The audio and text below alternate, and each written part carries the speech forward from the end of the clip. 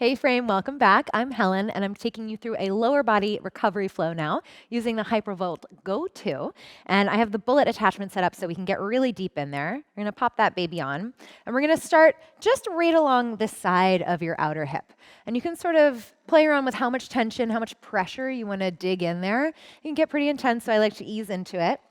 But just right behind that hip bone, not going necessarily right on top of the hip bone itself, but into the meaty bit so we can really feel those muscles relaxing.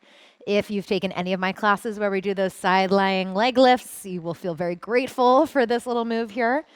But I'm just gonna take my time gliding up and down here.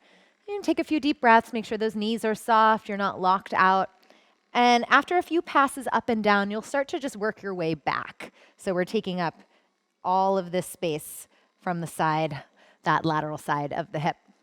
Now, from here, I want you to locate the very top of your butt, and I'm just gonna start to go laterally from the inside of the cheek there back to the outside of the hip, so that I'm almost like a typewriter just traveling across that band of muscle. So this is helping to release our piriformis, and not just de-stressing, unclenching those muscles, but also helping us just feel really connected to our bodies, more grounded, de-stressing.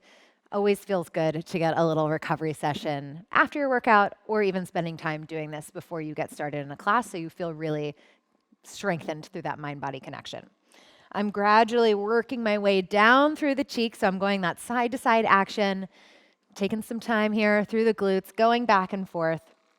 And of course, another option is to take that flatter head of this, which will feel a little bit more gentle. I like the bullet one because it gets the job done. It gets really in there, but totally up to you.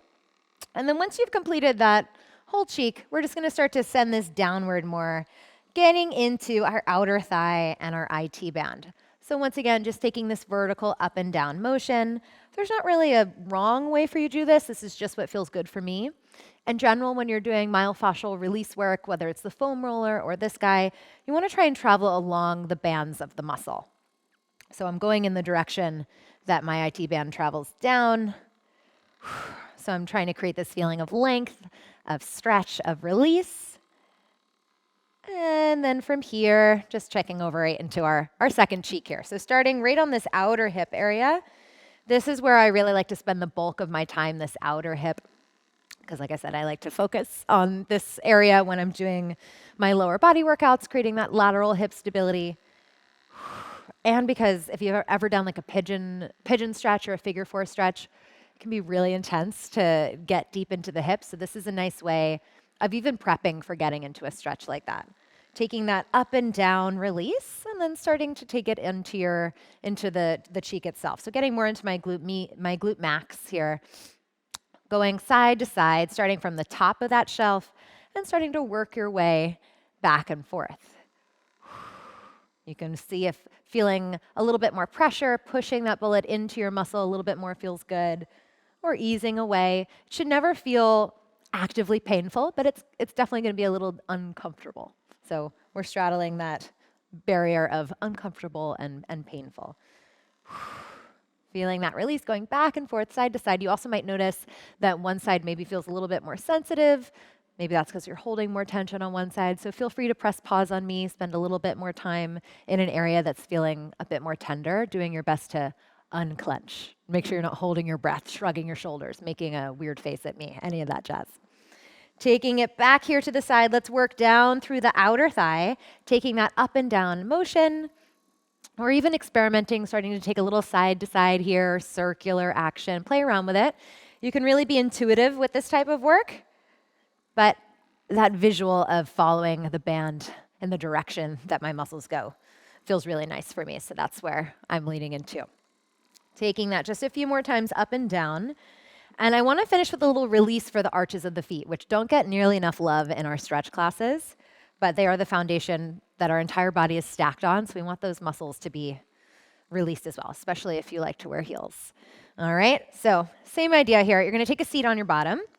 We're going to multitask, take a figure four stretch. So I'm stacked in my figure four stretch.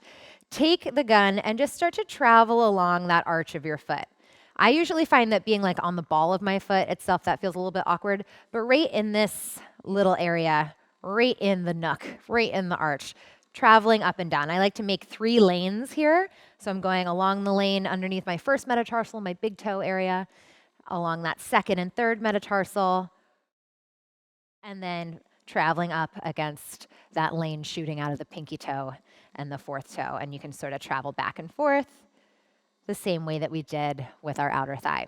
When that feels like it's come to a spot where you can move on, you can go ahead, crisscross the other way, do the same thing. Try to sit as nice and tall as possible in that figure 4, so you're still getting this nice hip stretch at the same time that we primed our hips for with that lateral massage using the HYPERICE. Take some time. It might be really sensitive, especially if you've done a lot of high impact workouts lately, a lot of jumping, like I said, running, or of course, even just high heels.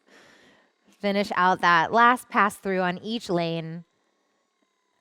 And then when it feels like you've had enough there, you can slowly uncross, ease out of it. And that's it. That's your quick lower body recovery flow. You can always spend more time if that feels good. And I'm looking forward to getting another workout with you in soon.